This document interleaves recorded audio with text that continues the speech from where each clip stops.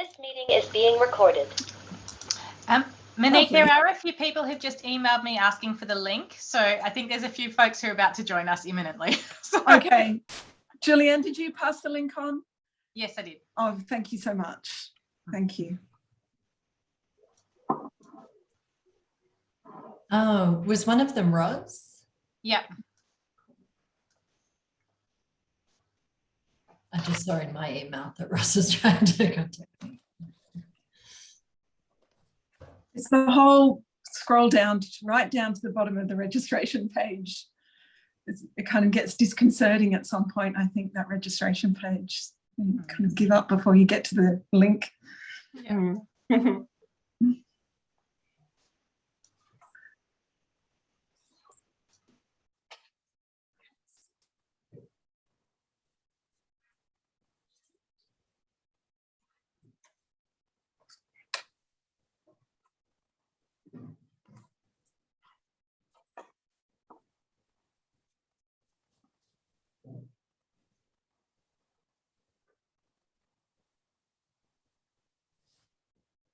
Are we still waiting, Julianne? Or?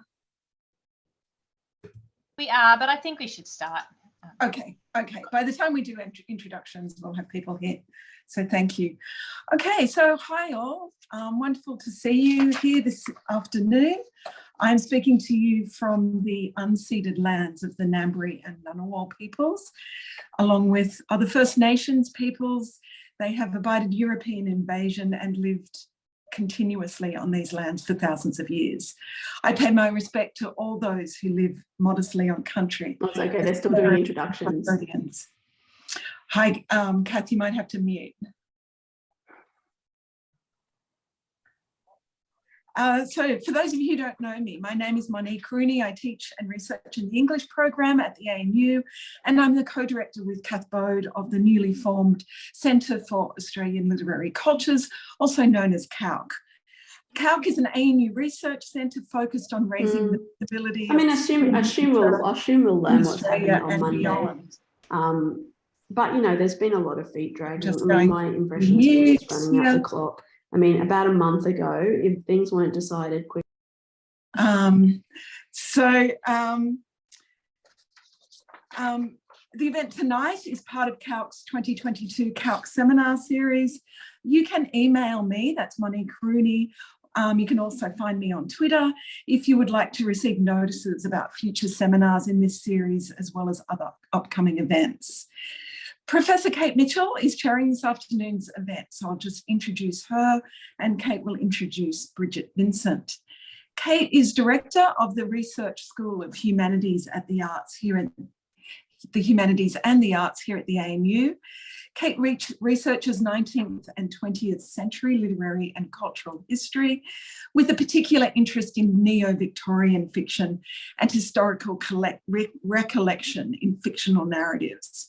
Kate is the author of History and Cultural Memory in Neo-Victorian Fiction, Victorian After Images, and she's co-editor with Nicola Parsons of Reading Historical Fiction, The Revenant and Remembered Past, as well as many articles on historical fiction and other topics. One of Kate's current projects is researching the role and meaning of ekphrasis in contemporary historical fiction, making her the perfect person to host tonight's talk. So over to you, Kate, to introduce Bridget. Thank you, Monique. So I'm really delighted to introduce Bridget, though it seems slightly funny because although Bridget has been a lecturer with us here in the English program at ANU for all of this year, so it must be seven months so now, she is currently undertaking an AIAS-COFUND Marie Curie Fellowship in the Netherlands, where she's speaking to us from today. So we haven't yet had the opportunity to welcome her onto the campus here at ANU. Bridget's first book, Moral Authority in Seamus, Heaney and Geoffrey Hill, was published by Oxford University Press in 2022. So congratulations, Bridget, on that recent publication.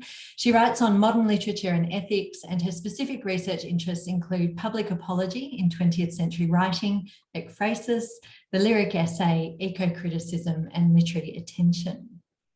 She's published on modern poetry in the Modern Language Review, the Australian Humanities Review, Philosophy and Literature, Diogenes, I'm making up that saying, the pronunciation, and the MLR Yearbook of English Studies. She was recently awarded a British Academy Rising Star grant for a project on writing and attention, which considered the role of literature in the age of digital distraction and misinformation. Before coming to the ANU, she taught at the universities of Nottingham and Cambridge. And I'm very delighted also to be able to introduce Bridget, because I actually have met Bridget before many years ago at the University of Melbourne when she was an undergraduate student. So it's a delight to have her join us here at ANU. So today, Bridget's paper is entitled Ekphrasis and Ethical Self-Reflexivity in Contemporary Australian Poetry.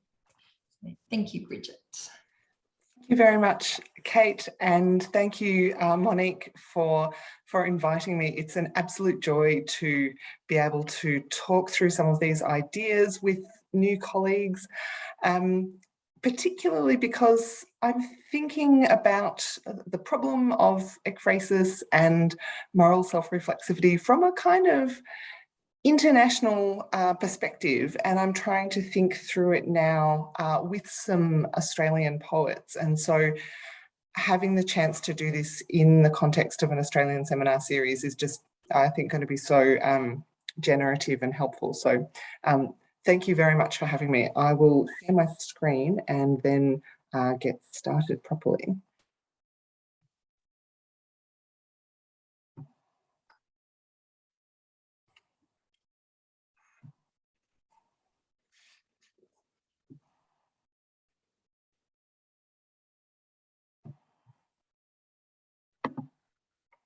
Okay, so I reiterate Monique's words of acknowledgement, acknowledging and celebrating the first Australians on whose traditional lands ANU is located.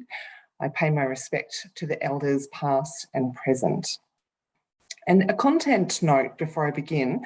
The paper discusses the ethical problems involved in witnessing harms done to others, and engages with poems depicting violence against First Australians. This discussion takes place primarily in the reading of the Ellen van Meerven poem in the final third of the paper, and I'll flag when we get to that moment. So many poets have treated ekphrasis as a reflection of their own artistic practice. They examine the capacities and limits of their own form by comparing it to another. And this self-reflexivity involves ethical as well as aesthetic questions. Poets reflect on how good and harm in their work are bound up with the specific resources and limits of a verbal medium, limits which come to light in new ways when they're compared to those associated with a visual one. So what does ekphrasis allow the poet to say about the moral hazards of their art? How can the specific formal contours of the encounter with visual art shape a poet's moral reckoning with their own verbal art form? These are kind of my framing questions. Now, the particular significance of ekphrasis in this context, I propose, can turn on the moral ambiguities of attention and witnessing. The act of paying attention is, of course, central to ekphrasis, given that ekphrasis dramatises the process of paying attention to an artwork. In the wake of the Second World War, many 20th century poets have focused their ethical commitments around the idea of attentive witnessing. Someone has to get this down, someone has to perpetuate this memory. Seeing and drawing attention to atrocities and lives which risk being forgotten. And for some writers, attention and witnessing is not only at the heart of a poem's ethical contribution, it's also at the heart of the poem's ethical ambivalence. Witnessing is a powerful mode of ethical redress, but this attention entails its own dangers. In particular, things like the potential transformation of attentiveness into the glib consumption of spectacle, the hazard, in other words, of complicity or moral implication. I like Michael Rothberg's definition of implication. I'm just going to move Zoom just so we can see quotations. Okay. And he defines the category of implication as against complicity as follows. Implicated subjects occupy positions aligned with power and privilege without being themselves direct agents of harm. They contribute to, inhabit, inherit, or benefit from regimes of domination, but do not originate or control such regimes. And this preoccupation with complicity has a long 20th century and earlier history. So spanning from Yeats with his questions like the canonical, did that play of mine send out certain men the English shot, to Jory Graham's conclusion that you have no rightful way to live, to Geoffrey Hill's uncomfortable admission that his own memorial lines are plenty or perhaps indeed more than enough.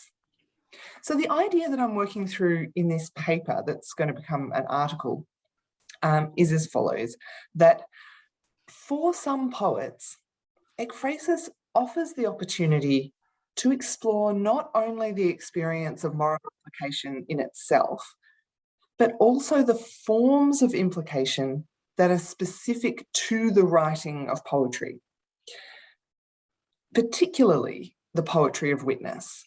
So ekphrasis, having the idea of attention and witness at its heart, offers an especially rich format for staging this complicity. And one of the most celebrated examples of this is W.H. Auden's Musée des Beaux-Arts, which many of us will probably know, with its meditation on the capacity of painting to depict what he calls the human position of suffering. It's surrounded by disregarding witnesses who had somewhere to get to and sailed calmly on. And so just as moral complicity in the Bruegel painting that Auden's poem depicts, and the Auden poem comes from the act of seeing suffering and turning away from it, the act of witnessing is shown by later ekphrastic poets to occupy a similarly hazardous position.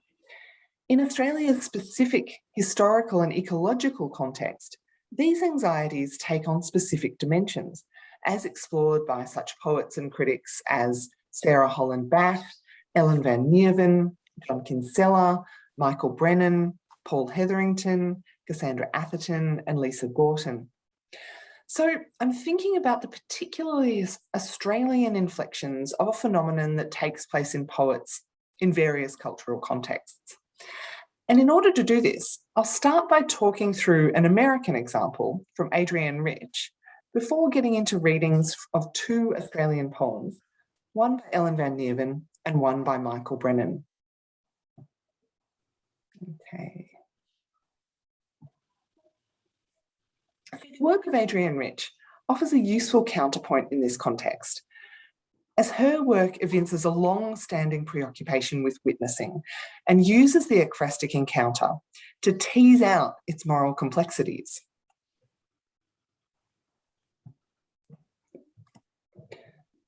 So, a poem called Photograph of the Unmade Bed reflects directly on the contrasts between writing and visual art.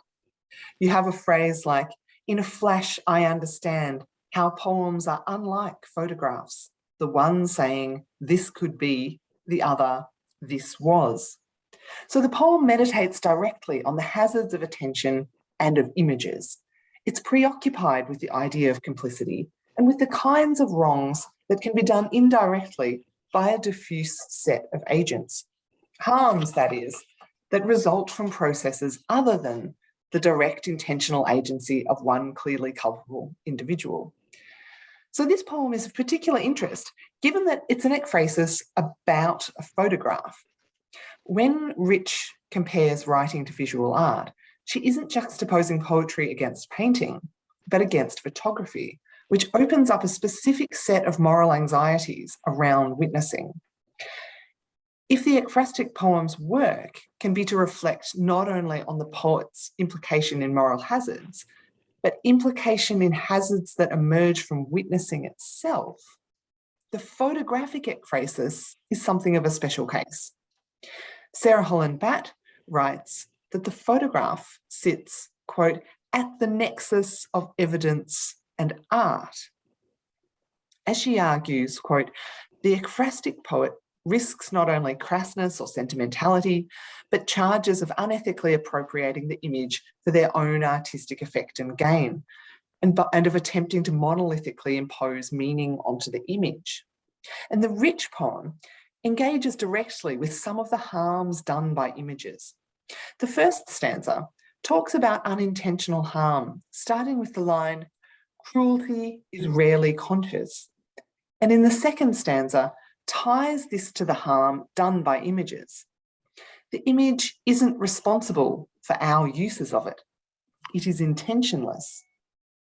So this ekphrastic poem contrasts poetry against visual art with its explicit distinction between photography's this could be and poetry's this is. And the poem positions the image itself as intentionless, contrasting its passivity against the agency involved in our uses of it. But what's interesting here is how it ultimately brings out the moral culpability of intentionless harms. So it's kind of really interesting in this context. So the combination of passive innocence and ultimate harm is made explicit at the end of the second stanza. A long strand of dark hair in the wash basin is innocent, and yet such things have done harm. So these lines describing the image, a long strand of dark hair in the wash basin, point clearly to a visual image that can be instantly imagined. But they also create a verbal image in the sense that the clarity and brevity, the unextrapolated nature of the description, and even the centrality of colour tie it to the specific tradition of modernist imagism. A long strand of dark hair in the wash basin evokes perhaps Pound's Petals on a Wet Black Bough, or HD's The Hard Sand Breaks and the grains of it are as clear as wine. And the syntax of the sentence, a long strand of dark hair in the wash basin is innocent, and yet such things have done harm, leaves the subject undefined. The innocent party being described is at once the piece of hair itself and the poetic image constituted in the words, a long strand of dark hair in the wash basin. So we can also think of this as a moment of notional ekphrasis, with the poem evoking an imagined picture of a strand of hair on a wash basin. So there is no actual picture of this strand of hair. But including this reading sort of makes sense, partly because the picture to which the title alludes is Imogen Cunningham's 1984 photograph titled The Unmade Bed. And there's kind of a hair connection there. There's a connection through what I think kind of acts as like the punctum in this photograph. One of its focal points is this pile of hairpins. So there's that connection there. So when the poem says, and this is kind of the important thing, I think, such things have done harm, the word things here refers at once to the hair and to the image, verbal and visual, of the hair. So the harm itself is left quite undefined. The poem suggests the trope of hair as evidence or trace, and the thin line against porcelain also suggests Auden's existential hairline crack in the poem As I Walked Out One Evening, in which there's a line that says, a crack in the teacup opens a lane to the land of the dead. But most importantly, the nature of this harm is obliviousness itself. The poem shows how heedlessness or unconsciousness constitutes its own kind of wrong, passive, but harmful. And the third stanza underlines this emphasis on passivity and the undone. I tell you, cruelty is rarely conscious. The done and the undone blur into one photograph of failure. And the poem even personifies indifference itself, thinking about it as a potentially culpable moral agent. Did mere indifference blister these panes, eat these walls, shrivel and scrub these trees? Mere indifference? So this phrasing and repetition of, mere indifference kind of puts pressure on the idea of indifference as a kind of mere force. And the final stanza implicates the words of the poem itself in this harm through its collapsed distinction between word and image. The stanza evokes multiple instances of language use in which the words constitute visual entities which have materiality and take up space. We have lines like, this name traced on a window, this word I paste together like a child fumbling with paste and scissors, this writing in the sky with smoke, this silence, this lettering chalked on the ruins, this alphabet of the dumb. So in presenting these instances in which words are images, whether in clouds against the sky or in the negative space of window dust, this stanza binds the visual and the verbal together in the accusations about culpable passivity made in the three earlier stanzas. And the repetition of the words this at the beginning, as in this name traced on a window, creates a sense of equivalence between the images and indeed between the images and the poem itself, as the word this also creates a sense of sort of deictic pointing towards the poem's own utterance. This is, my words, Adrian Rich. And this sense of deictic self-referentiality is particularly prominent in the line, this silence, which, unlike most of the other couplets in the stanza, sits out on its own with literal silence before and after it. And I think this is significant, given that the poem is concerned with passive harms, here the harm of silence, of not speaking, especially in light of Rich's ongoing preoccupation with the poet's ethical obligation to witness and speak out. So I sort of hope by talking through that Rich poem in a bit of detail to have shared a sense of what some of the kind of theoretical and critical stakes are in this bit of research. And so now I'm going to move to the Michael Brennan poem to start thinking about this in a more explicitly Australian context. So this Michael Brennan poem is titled You Yangs, and it's a response to one of Fred Williams's paintings of this You Yangs landscape. Brennan's poem is of particular interest in this context because here too, the poet uses ekphrasis as an occasion for reflecting on the implicated status of the writing self. In this poem, this reflection takes place as part of a larger meditation on the experience of apprehending and representing a landscape. So the poem begins with a characteristically ekphrastic sense of the difficulty of representation, emphasised by the object of representation being characterised as a negated phenomenon, how light does not fall. The way spirit tracks in brush strokes or words, you'd have Buckley's of getting it right, sensing how out here light does not fall. And the use of the second person here adds to this sense of implication through its shared address. The you can be the painter of the painting to which the poem responds, Fred Williams, as suggested in phrases like, you work 10 canvases at once. But the ambiguity of the second person means that it also potentially invokes the speaker, speaking both to himself and to the reader as part of the generalised impersonal second person. You walk down the street, you have Buckley's chance of getting it right. So the poem is especially relevant to the study of implicated ekphrasis because it offers a physical metaphor for implication. Here, dust, in which the self and the world are kind of explicitly interpenetrating. You have lines like, this country that's in you, the red dust coating everything. And the opening lines add to this sense of entwinement by stressing a continuity between the present and the country's geological history. The granite now beneath your feet an island, quartz and feldspar, cooled beneath an ocean, millions of years departed before your arrival. Now, what makes this poem especially relevant to this particular paper is its emphasis on ways of seeing and the kinds of culpability that they can bring. So the poem not only draws on the idea of implication, but thinks about those particular forms that manifest themselves in certain modes of representation. So specifically, the poem associates certain ways of seeing with European invasion.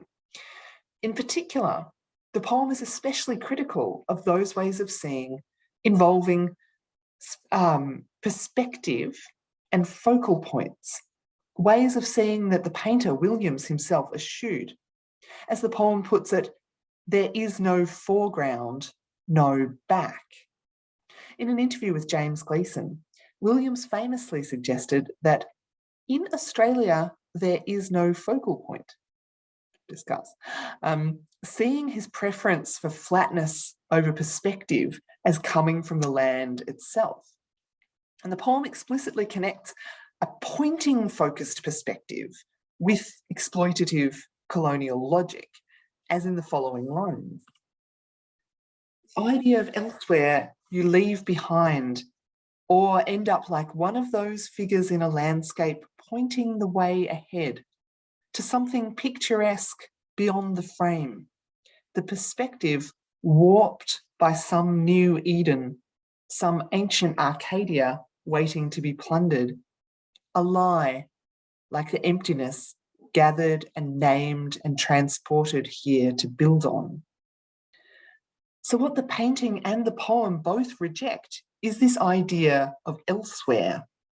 After all, an idea that is about somewhere else, somewhere off in the perspectival distance, is here presented as a foreign idea, an idea from elsewhere as well as of it. So the poem associates the rejected logic of the focal point with a concomitant rejection of linear time. To point at something in the distance is to point at something to be experienced in the future. The figure in the landscape is pointing ahead in time to, quote, an Arcadia waiting to be plundered. On a formal level, the logic of the poem itself, like the Williams painting, avoids both spatial and temporal prioritization. The time of the poem is a non-linear melding of past and future, in that the Arcadia waiting to be plundered is an ancient Arcadia. It is to be discovered in the future, but it's built on old European mythic patterns, Arcadia. And a similar disruption to linearity happens when the cliche of the so-called Australian emptiness is presented as something not found in Australia, but transported there from the past.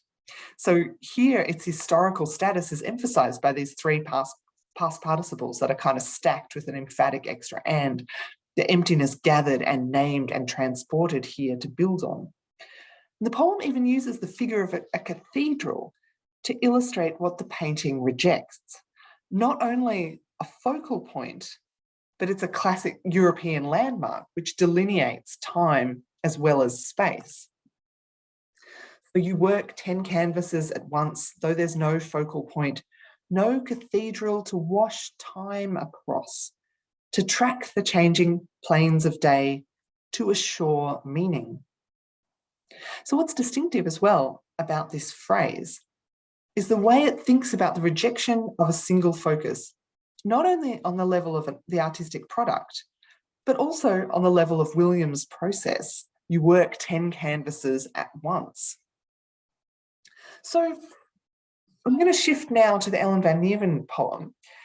And just as Brennan's poem considers specifically Australian representational and historical circumstances in its ekphrastic reflection on implicated seeing, here this kind of colonial logic, so too does a 2015 poem by Ellen van Nieuwen, a response to a Dale Harding installation of the same title. So this is a still from a video of the installation, and this is where the paper will move into a discussion of a violent death. So I'll read the poem. It's quite short. I don't want to go back in that room. This installation features reduced lighting only when necessary. Indentured domestic locked up at night, please enter with caution. Kerosene is a physical experience. They said it was for protection. It was all for our protection. So Harding's installation draws on his research into his own family's treatment by the Queensland government in the 1930s. And this artwork, Harding's artwork and Van Neven's poem, in turn, responds to the death of a particular young woman. The installation is made up of a corridor and burned out room, which the viewer enters and which replicates the space in which girls who had been enslaved on a cattle property in Claremont were locked at night, and in which one girl was killed when a kerosene lamp started a fire in the room.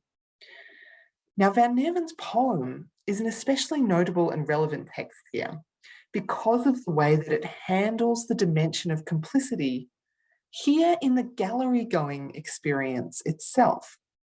And specifically, Van Neven's poem highlights the continuum which exists between the violent history behind the word protection and the denatured rhetoric of protection that issues various warnings to the installation viewer as they enter the artwork. After the first line articulates direct feelings from a lyric persona, the poem switches into the diction of the impersonal museum notification. I don't want to go back in that room. This installation features reduced lighting. The middle of the poem returns to speak directly of the victim before issuing further safety warnings to the gallery goer. Indentured domestic locked up at night, please enter with caution. Kerosene is a physical experience. And the final two lines, after issuing these protective warnings, reflect explicitly and with a kind of bleak wryness on the category of protection itself in this context, underlying the continuity between the protection the museum goer receives from harm and the harm done under the guise of protection. And the uneasy overlap between these modes of protection is reinforced by the poem's grammatical ambiguities, as is particularly evident in the third line, only when necessary. This is the line that links the warning about reduced lighting to the history of imprisonment.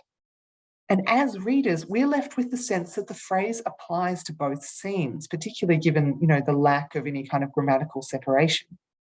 This installation features reduced lighting only when necessary, indentured domestic locked up at night. So here the poem overlays the diction of harm minimisation, the reduced lighting is only when necessary, with the historical harm in which imprisonment was characterised as necessary. And the first line is similarly ambiguous. I don't want to go back in that room can refer literally to the speaker in the present, not wanting to be in the installation again, but it also, of course, carries overtones of going back to the violence that the room represents. So we can see why this poem is such a relevant one for this discussion. And as in the other poems, Van Neven's Ekphrasis shows up the potential moral uncertainties that accrue to art making itself. Here, the kind of art display or art consumption in the gallery. Specifically, it shows how the very act of bearing witness through art, which I think, this is what the installation is doing. The very act of bearing witness through art, beholding the installation and the atrocities it evokes, can involve its own moral hazards. Here specifically, the collapsing of minor personal risks in the present with lethal risks from the past. And the poem's therefore a good example of a piece which uses the occasion of ekphrasis to reflect not only on the present reader's moral implication in past and ongoing atrocity, but also on the specific forms of implication that are reflected in and indeed generated by the act of witnessing itself. Here, the implicated witness involves this very managed gallery gaze with what feels like a kind of obscenely disproportionate emphasis on the physical safety of the modern gallery goer. The poem shows how this form of implication manifests itself through language itself, as it samples verbatim phrases from museum safety warnings and inserts them whole into the poem, where they end up actually taking up a large proportion of the poem's space. In a poem of only 9 lines, 3 are used up with phrases like, "This installation features reduced lighting, please enter with caution," and the caustically understated, "Kerosene is a physical experience." So finally, to summarise and bring these poems together, I want to reflect on how my framing research interest in the paper is how literary works, ekphrastic and otherwise, can represent the experience of moral implication. I'm interested in this and other work, in how poetry in particular can represent implication in ways that might not be possible in other forms. And in these readings, I'm driven by the question of how the occasion of ekphrasis presents unique opportunities to reflect on implication itself. So I've tried to show how in all the poets discussed, Australian and otherwise, ekphrasis is a space in which the forms of implication that come from attention can manifest themselves. Through ekphrastic poems, we see writers reflecting not only on the experience of being implicated in various wrongs, but being implicated in the wrongs that can only come about through the very act of representation, through attentiveness itself, through witness gone at once right and wrong. And so while this has been the focus of the paper, I think that several sort of further questions suggest themselves from these readings. And these questions might form a good starting point for the discussion, as I imagine these further questions might kind of hook into some of the research interests of the people in the room. So now I want to think about, as I move forward in the research, if ekphrasis, in dramatising the act of attention that's involved in engaging with an artwork, can show how attention itself can be morally ambivalent. What does this then mean for readerly attention? That is, what does the attention involved in the witnessing of others' experiences share with the attention involved in depicting these experiences in visual art, and the attention involved in depicting the visual art in a poem or novel or historical novel or piece of prose? What then about the attention that we as readers pay to the poem? So we might then ask, are the kinds of moral hazards that go with witness the same kinds of moral hazards that attend reading? And depending on who you ask and which theorist you engage with, reading can be inattentive, excessively attentive, attentive to the wrong things, too close, too distant, too quantitative, not quantitative enough.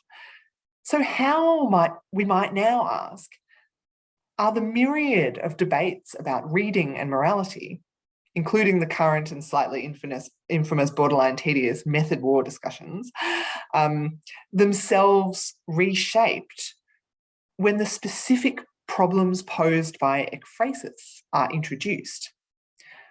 I'm wondering if ultimately ekphrasis might offer a critical tool for thinking about reading itself. I think that's a suitably kind of opening out point on which to end. Thank you very much. Wonderful. Thank you, Bridget, for that very rich and attentive paper. I have lots of questions, comments, things to talk about, but I'll open the floor first of all to others. Actually, Bridget, if you could just stop sharing your screen. Sure. So you can ask questions just by raising your hand using the raise hand function, or wave at me. I think I can see most people on the screen now. Julianne, we'll start. Thanks so much for that, Bridget. I really enjoyed it. This is a sort of question, sort of comment. I was thinking while you were speaking, I was thinking about that Judith Wright poem, "Request to a Year." I don't know if you know that poem. It's a sort of, do you know the one I mean? It's a kind of a little bit, but this is it's sort of an ekphrasis moment. Yeah. It's sort of about writerly attention, but it's about, the great-great-grandmother who's had 8 children, hasn't had much opportunity for painting pictures, and is sitting up on a mountain as she watches her son get caught, her young grandson or son get caught in an ice floe below, and there's nothing can be done. So she just sketches the scene. And the speaker says, if I could ask anything of the year, it would be to give me the firmness of her hand. So there's this sense that the giving attention, the writerly attention, involves a sort of holding one's nerve. And so I just wondered, that's kind of counterpoint to the kinds of ethical situations, that the writerly attention often involves an inability to act. And so just wondering whether that might intersect with the kinds of thinking that you're doing about absolutely. Thank you so much for drawing my attention to that poem. I actually don't know it, and it's really, really relevant.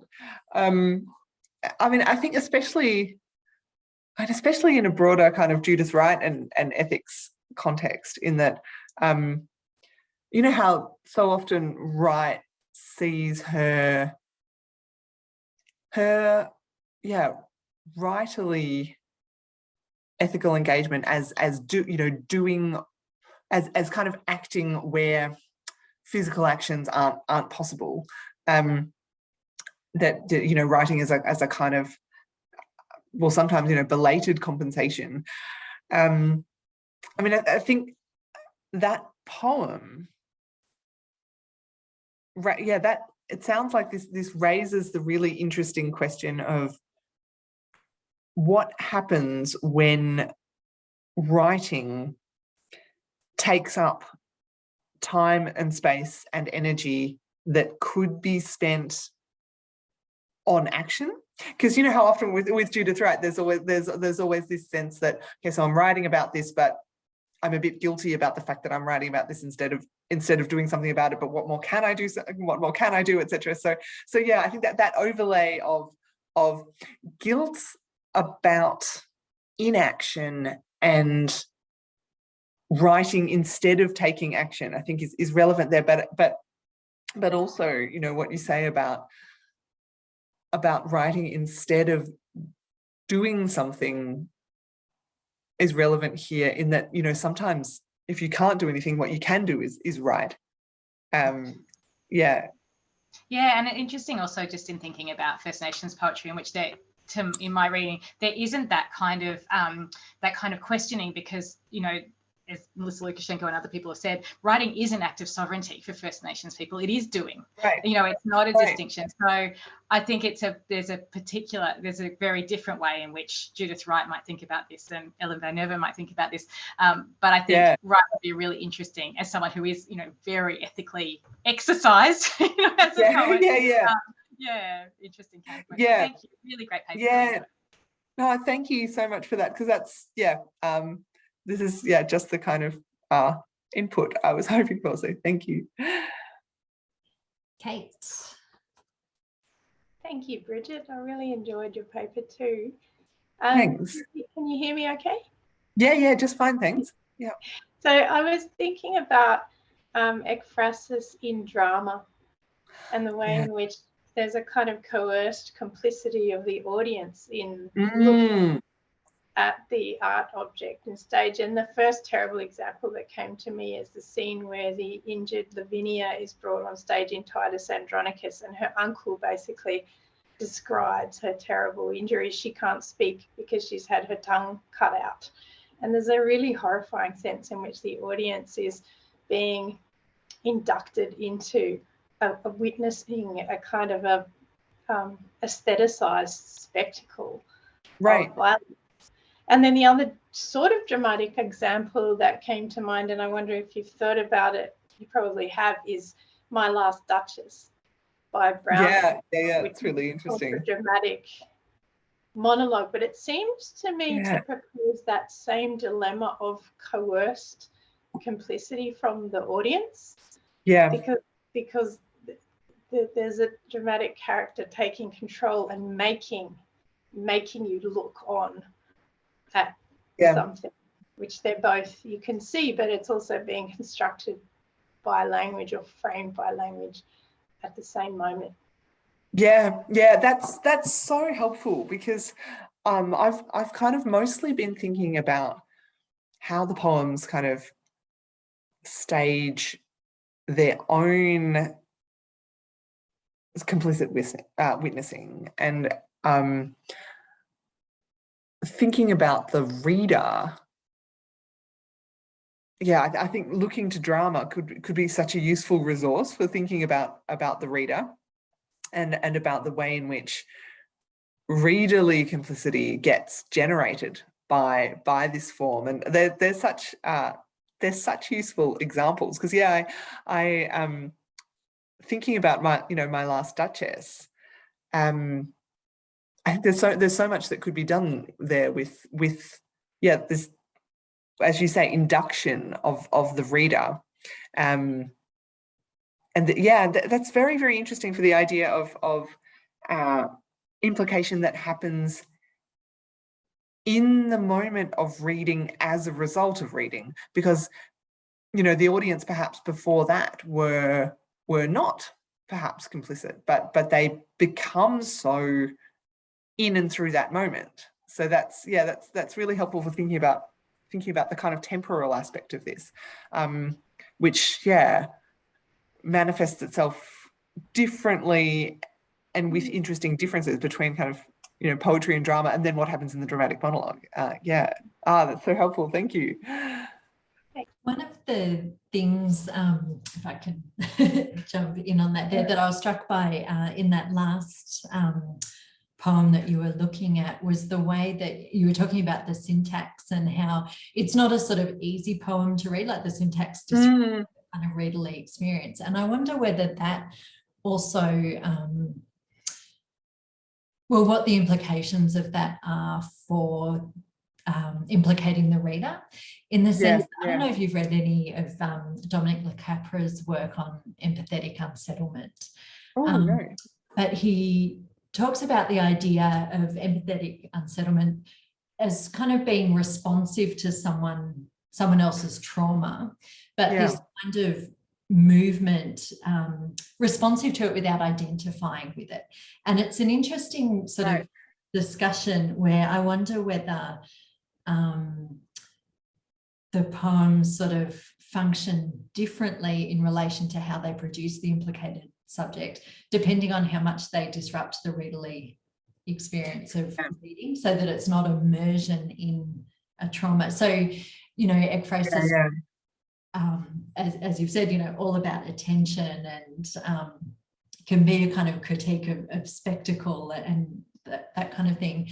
But recent sort of definitions of ekphrasis also point to ekphrasis less as kind of representation and more as a kind of, as a response itself. So that what we're reading or what we're implicated in is the interpretation of the subject. And so I think there's an interesting sort of movement. It might be interesting to have a look at that idea of empathetic unsettlement. Absolutely. In relation to that.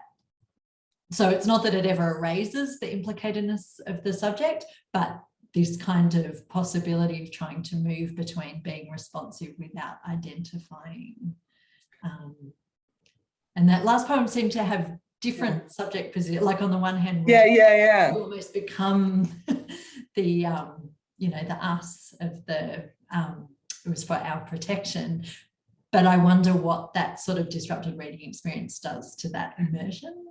Yeah, absolutely. That's so helpful, because I think you're right about about the fact that this is going to be shaped by the extent to which the reader is made aware of the attention they're paying, perhaps. So when you mention, the Van Nieuwen poem, the ambiguity of the punctuation means that you as the reader are, I think you're right. You're doing a lot of work to kind of work out, to understand the poem and to sort of sit in its ambiguities. And I think this kind of connects nicely to Kate's earlier point about sort of forced implication of the reader, in that, is this happening as the result of kind of interpretative difficulty? That is the kind of ambiguity that forces you to really think through this grammar, constructing the readily implicated subject in a way that perhaps would not happen if you could just if you're just flowing through the poem and not thinking about the activeness of your own reading, perhaps. So it comes back to that self-reflexivity and the staging, that kind of staging implication. I mean, because I'm always thinking about, because I spent a lot of time working on Geoffrey Hill, and so I'm always thinking about difficulty and the kind of the ethics of difficulty, and that has really interesting kind of overtones in this context, because maybe difficulty obviously sort of prompts readily self-reflexivity, but then does this force a different kind of implicated relationship with the material that you are engaging with as a reader? So that's really interesting. Thanks. Monique, and then Bryce. Thanks, Bridget. I loved that talk, and I think this is actually my favourite kind of discussion. So thank you for opening this question. Yeah, it's just, I mean, as this kind of question does, it's making me think about what reading is, but particularly what reading is when it comes to different media and comparing what we do when we read a book compared to when we read a painting. And do we even talk about reading a painting or reading a photograph? Right. Someone like Bart does, because you mentioned the punctum, but it's kind of maybe relatively rare. But I guess it also draws attention to, for me anyway, to implied hierarchies but among these different media.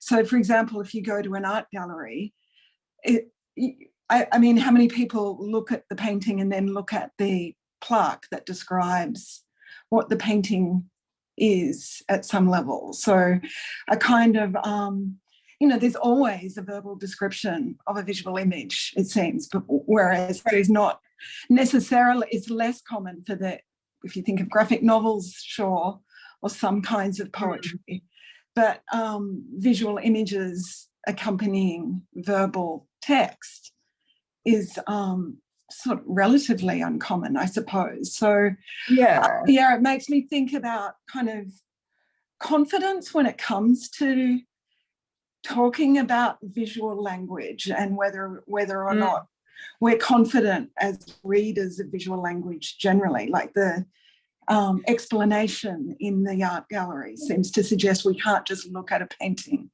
and read it on its own terms. We have to be given some explanation. And I'm also thinking of the institutionalization of visual arts as well, that compulsion that visual artists have to write something, an exegesis about artwork. I mean, that's kind of stretching it further, but it's not as if I as a literary critic have to ever illustrate what I do necessarily with a visual image, unless it's the cover of a book or something.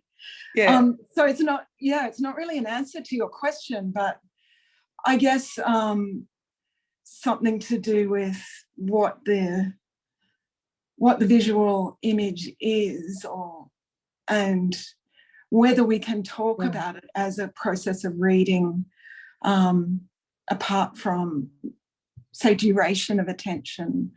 That's a little bit garbled. I'm sorry about that. Not at all. No.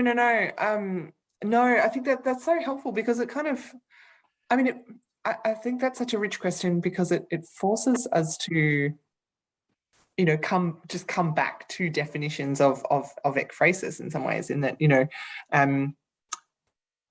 it's got that, ekphrasis has that same potentially elucidatory logic, in that, you know, it's a reflection on the visual artwork, but yes, certain ekphrases perhaps participate in this kind of clarificatory impulse, where you sort of talk about what you're seeing. And I think this links nicely to Kate's point about difficulty and, you know, interpretative unsettlement, or this kind of unsettlement and interpretative unease, in that, you know, are we as readers of visual texts even more uncertain, perhaps? Yeah, I'm not sure sort of where to go with this, but I think this is particularly helpful in terms of thinking about time. So, you know, if we're thinking about reading visual material, you know, so often I kind of think of this as happening very quickly, as against the poem, which happens, you know, over time, necessarily takes up more time. But I think your question can kind of help me think about how, when you're reading a visual text as an ekphrastic writer, are you participating in a history of elucidation that speaks to ideas of readerly confidence of the visual? Yeah, and and because, of course, you know, not all ekphrases are kind of elucidation. It's not a sort of explanation, but it does speak to this idea that the visual art can kind of use some explanation sometimes, and that it's not, you know, gratuitous. Yeah, that's really helpful, just coming back to, you know, reading the visual. Yeah, thanks.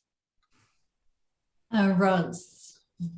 My question's kind of along the same lines, and it's kind of about the distinction that you're making between ekphrasis and ekphrastic reflection.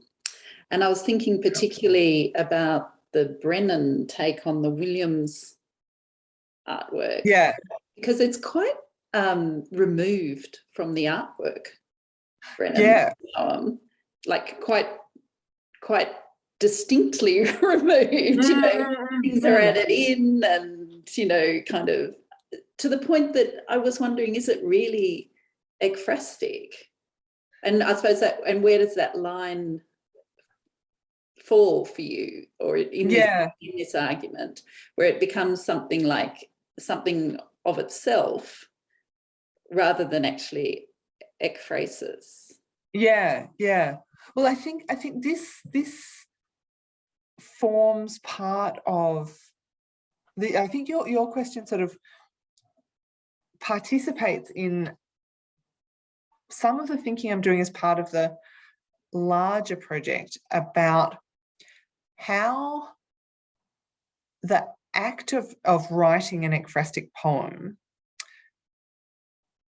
dramatizes attention itself, i.e. it's a dramatizing of paying attention to a visual artwork. But it sort of shows how attention can be paid to things that are, you know, are not artworks, to the, you know, the histories that the artworks allude to, the landscape that the artworks allude to, that, you know, in some ways this is an ekphrasis of the landscape that Williams is describing, you know. And then is it an ekphrasis because it's about, you know, about land as much as it is about Williams's description of it. And so that raises really interesting questions about, you know, treating landscape as an aesthetic object, when you're writing an ekphrasis about it, are you necessarily treating it as something that's been created with an aesthetic kind of eye and intention? Yeah, so I mean, I think for me, I'm treating ekphrasis as a category that involves writing that explores objects that are treated as aesthetic objects, even if they are not necessarily originally designed as such.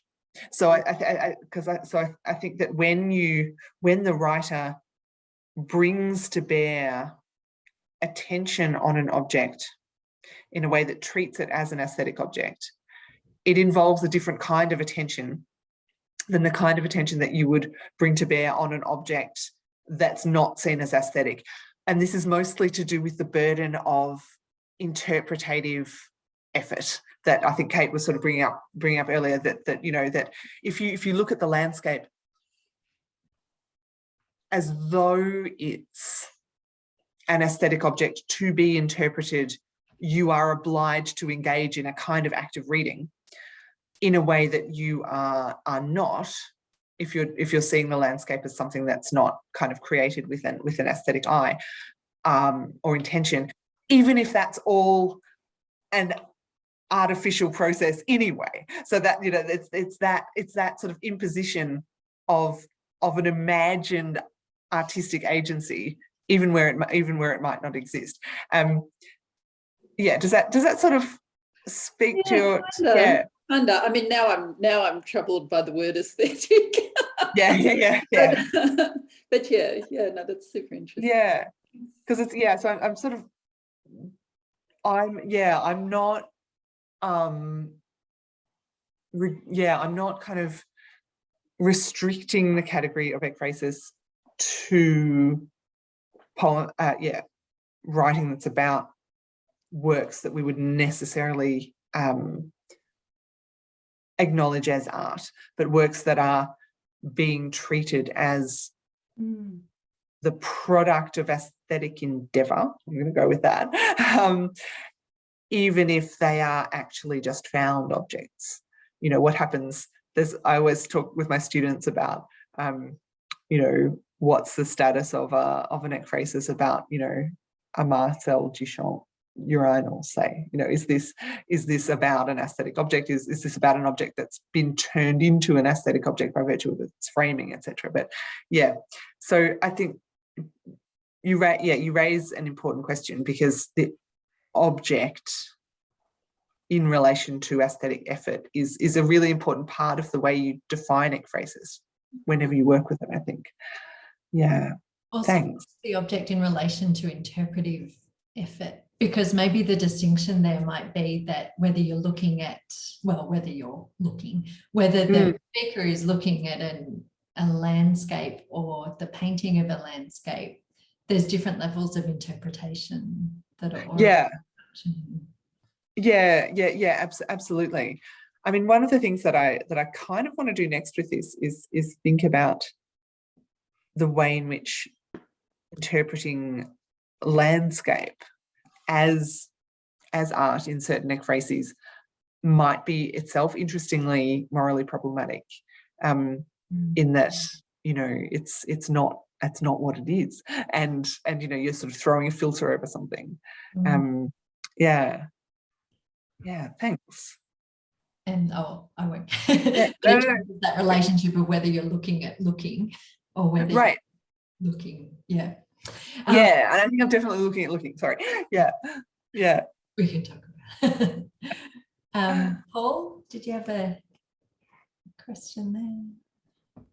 Yeah, I do. And look, Bridget, this is super exciting stuff. And, you know, the discussion that people are having is real testimony to that. I wanted to maybe take you in a similar direction to the issues that Ros has just raised.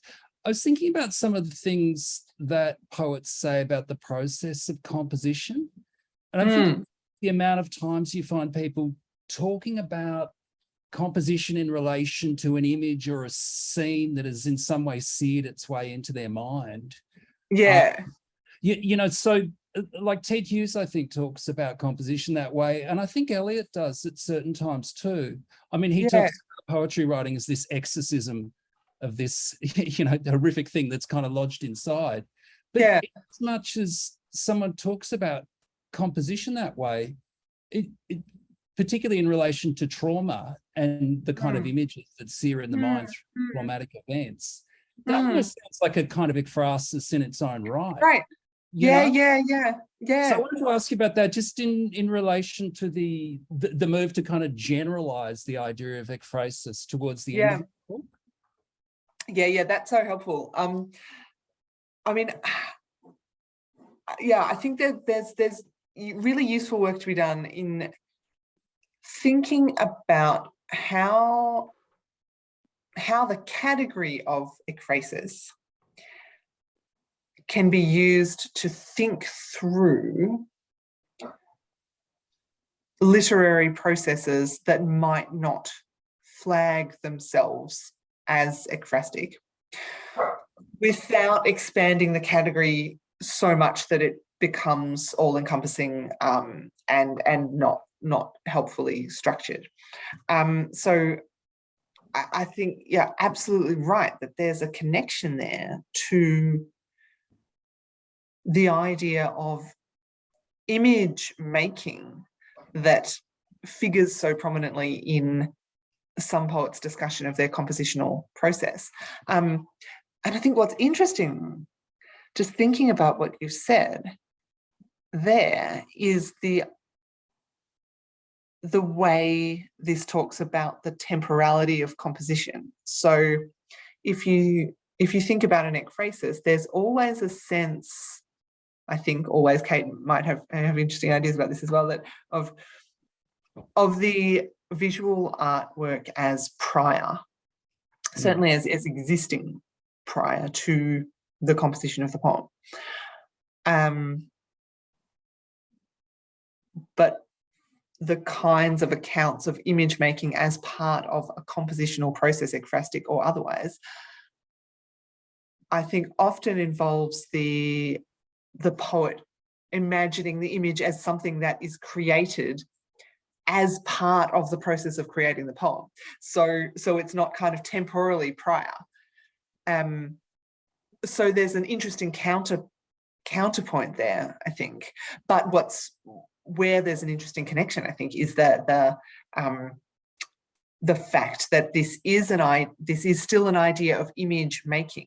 You know, even if the image, is coming into the process through the process of composition, the idea that you can't make that you're not making a poem without yourself making an image. Yeah, it does bring, Sorry, go ahead. I'm actually thinking in the other direction that often, it seems to me that often ekphrastic poems present images as if they have a kind of timelessness to them that in some way evokes the timelessness that Freud attributes to the unconscious, as kind of the repository of traumatic images. Suffused with desire. Yeah, I mean, I guess there's a question there about timelessness and pride and being prior. I mean,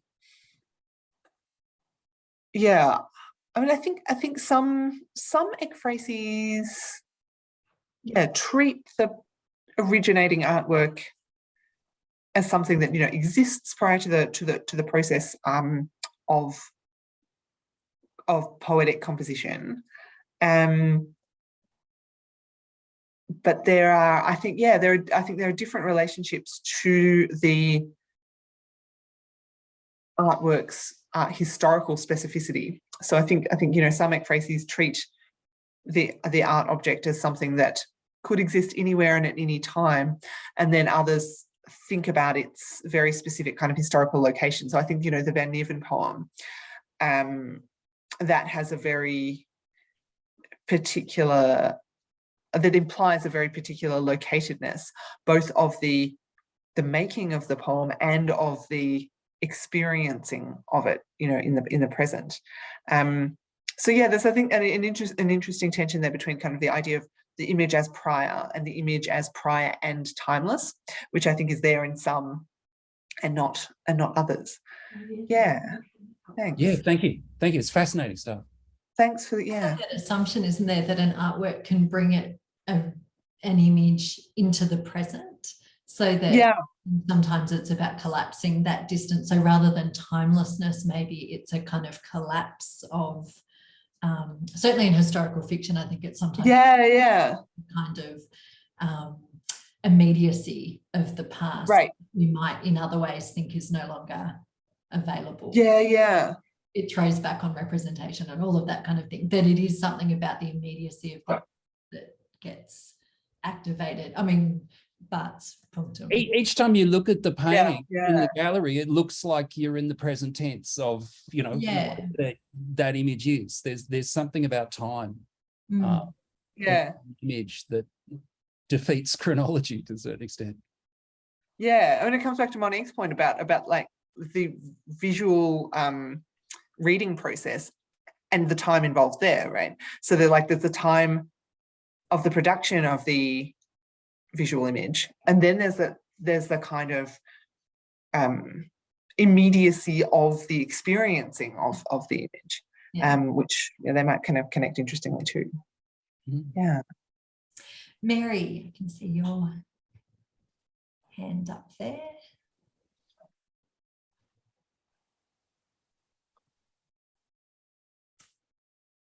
Yeah, I think you're unmuted now. Yep. Yeah, sorry, that was such an interesting paper and such an interesting discussion. I really loved the reading of the poems. Thanks. Make me want to go and read more by those two poets. So I guess what I'm wondering about is, you brought out so palpably the critique of the museum space in the Van Nerven poem. Yeah. What I wonder is, does that translate at some level into a critique of the artwork or not, by Dale Harding? Or is it some kind of parallel form, you know, or is it in fact engaging with the artwork despite the clinical institutional framework of the art, you know, where it's being hung? And so that sort of made me think of another thing, which is, you know, are there two kind of different possible forms of attention that the poem is, you know, eliciting or evoking, in that there still is something, isn't the poem asking us at some level to pay attention to the horrific experience of the girl that's burned? And how does that form of attention relate to the more sort of morally problematic kind of, more colonizing kind of attention? So I don't know, I hope that makes sense, that question. It does absolutely. That's a really helpful question, because I think my sense is very much that the poem isn't raising moral ambiguities or suggesting that there are moral ambiguities on the part of the artist. I think, my sense from that poem, I think there's a critique here of I think it's the gallery going experience and the framing of the artwork, and I think that's the subject of the unease and ambivalence, I think. Whereas the impulse to witness involved in the artwork itself, I think is not under critique. But that experience of the artwork is necessary to the moral ambivalence of the experience of the gallery, if you know what I mean. In that, I think what's under question here is the kind of sanitizing. I don't know if that's even the right word. The experience of gallery going, the experience of encountering this artwork and the historical atrocities that it evokes in the context of this, you know, pleasant white cube. And that it's the contrast between the delicate care taken with the gallery goer's mind and body, and the opposite of that, which, you know, was what the girl was subject to. And so so I think the critique is not of the artwork itself, but the critique wouldn't work without the contrast between the artwork and the gallery going space. But I think you're absolutely right that what contrast there. Yeah, and that what's in question is I don't think she's worried about what Dale Harding is doing so much as exactly. But that's another really interesting layer, I think, to add to the analysis, in that, you know, when we're talking about ekphrastic critique of, you know, the moral ambivalences of visual art, what aspects of the experiencing of visual art are we talking about, you know, in the gallery, etc. I mean, this connects kind of nicely with the Auden poem at the very start, which is talking about the old masters, plural, and it's kind of a gallery ekphrasis that involves, you know, seeing a bunch of poems and making a kind of composite impression. And so it involves that gallery going experience as well as an individual, you know, Bruegel artwork. So yeah, that's a really helpful layer. Thank you. And it's a kind of critique of institutionalized attention, isn't it? Right. Yeah. The kind of exactly. institutions enable or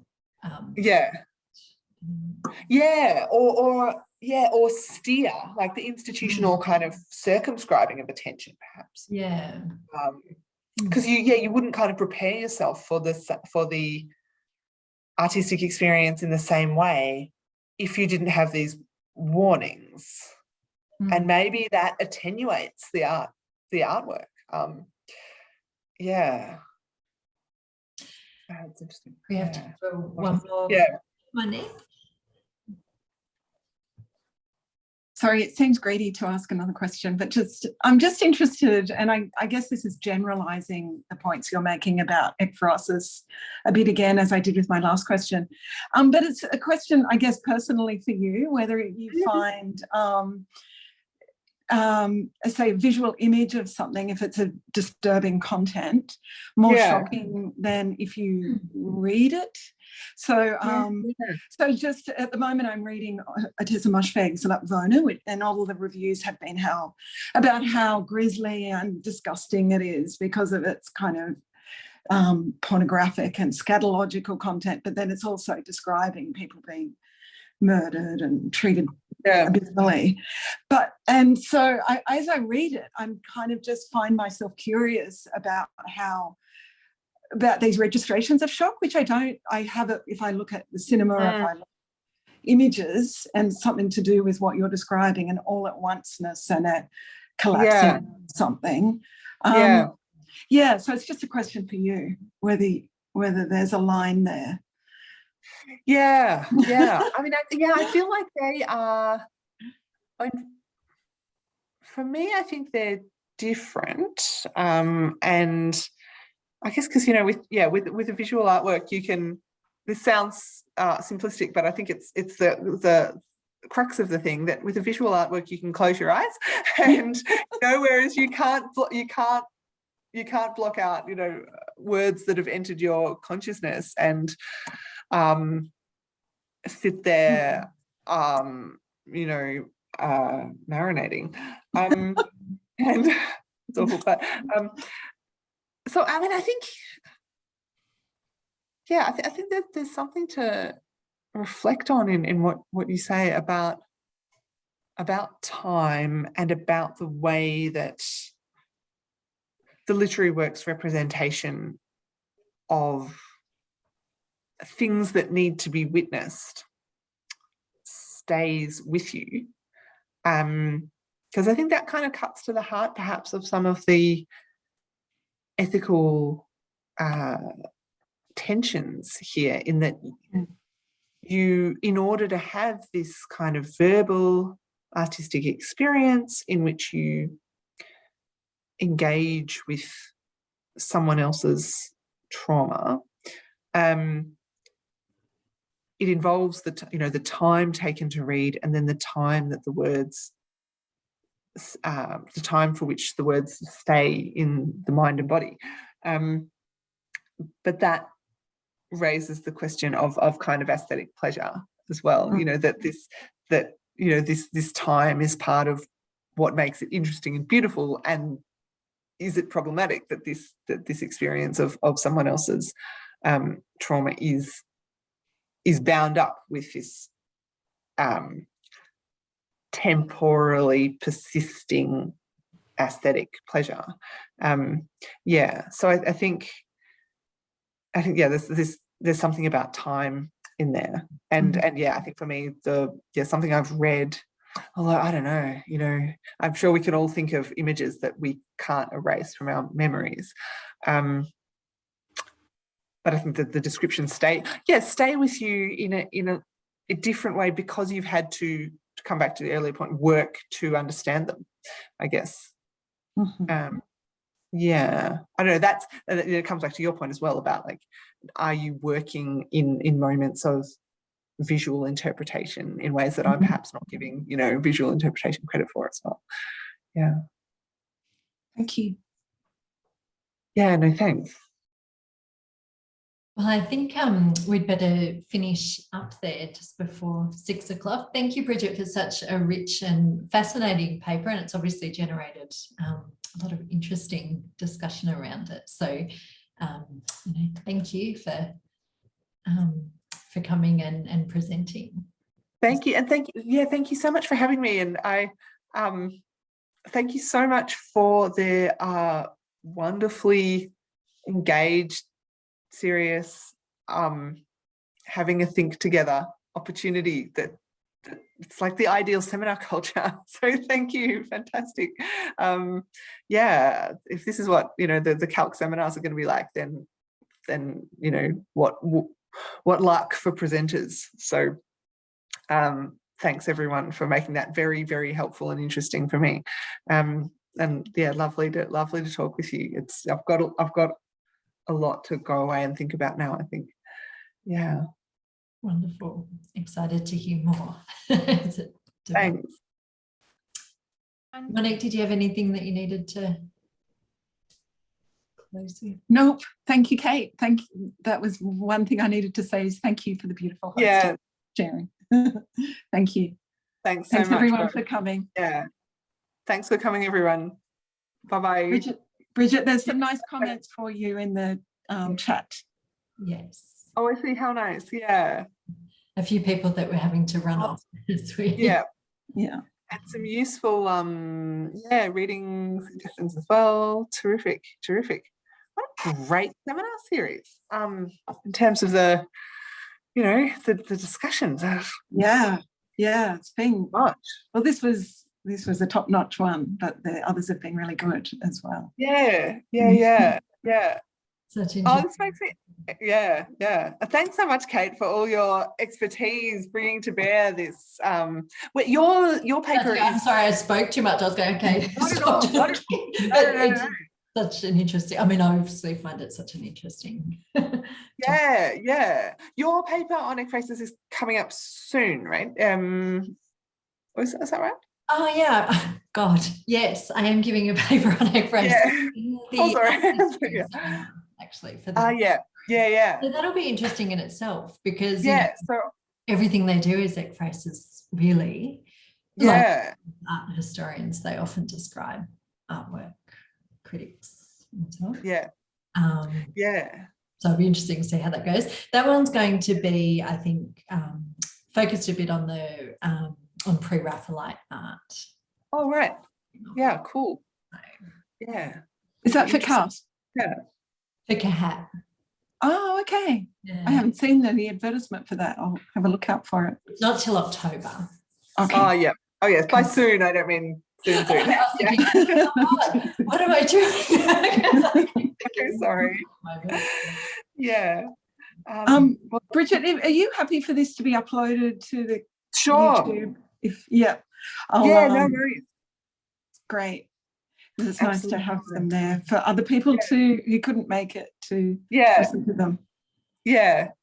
No, great. Bridget, I feel like we should have a discussion sometime about ekphrasis and different. Yeah, absolutely.